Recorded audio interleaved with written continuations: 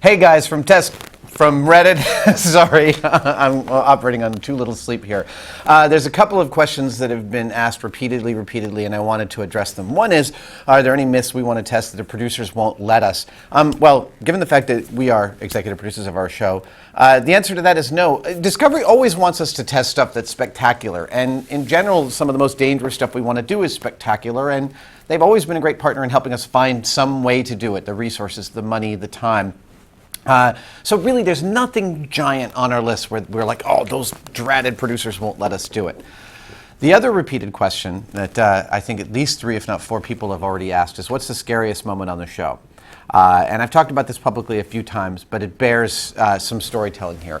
We tested underwater car a few years ago. I think back in 2006, we went out to a pool in the East Bay here in the San Francisco area, and we lowered a car into a swimming pool repeatedly while I was sitting in the driver's seat in civilian clothes and escaped using various techniques.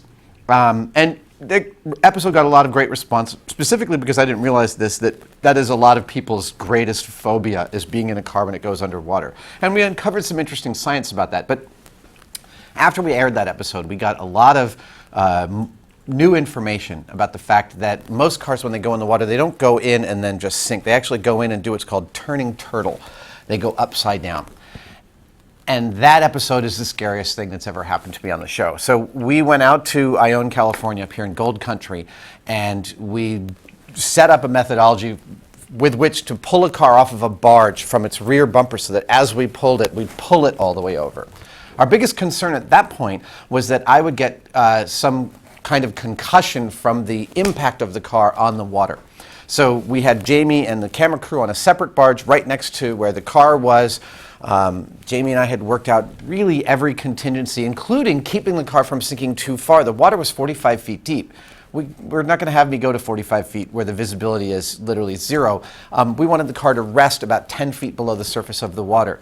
And that required 4 large barrels being used as buoys with ropes tied so that they didn't get tangled, so that when the car pulled, I mean, it was a very complex setup that worked perfectly.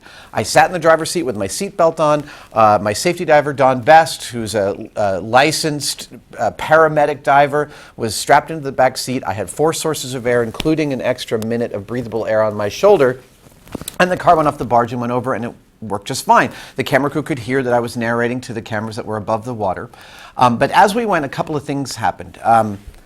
One was that as I moved around the car, it changed its balance point significantly, and the car is much less stable on its top than it is upright, and so it lurched. It lurched, and then it actually turned all the way over before turning all the way over again. That was a little disconcerting.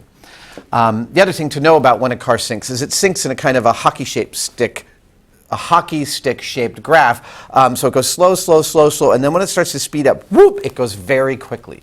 You have about 60 seconds. About 45 seconds in, the water's kind of up to here. I'm narrating what's going on to the last camera above the water. And then it's time, with 10 seconds to go, to start to hyperventilate, to bring extra oxygen into my blood so I can hold my breath for a longer period of time. I can hold my breath under normal conditions for just over 2 minutes. But then I hyperventilated, I held my breath, the water went up, now the car was sinking slowly.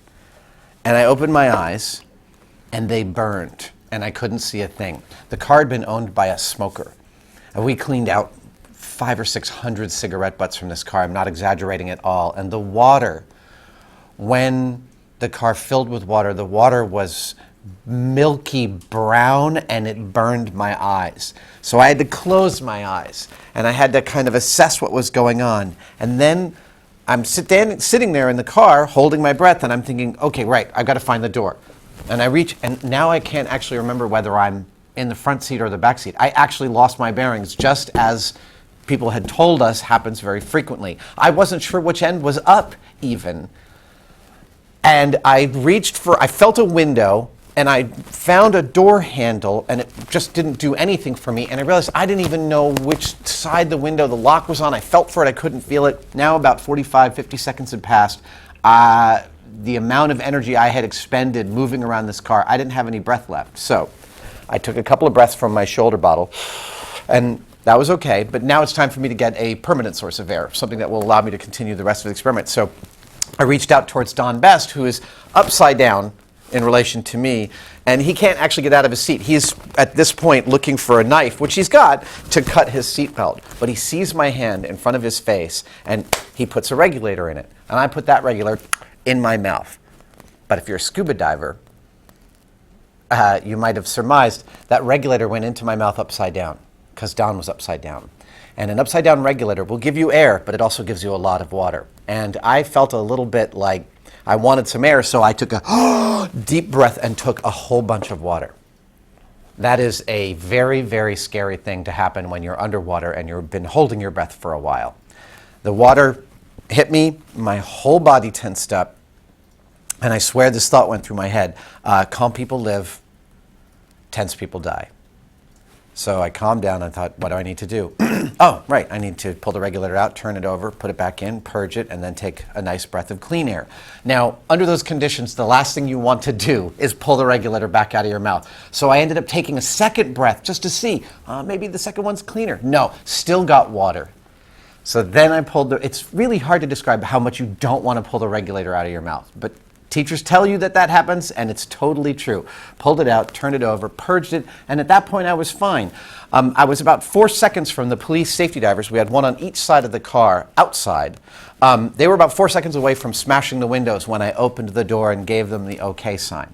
That right there is closer than either Jamie or I ever want to come again to a situation in which not panicking is the primary reason it went without incident.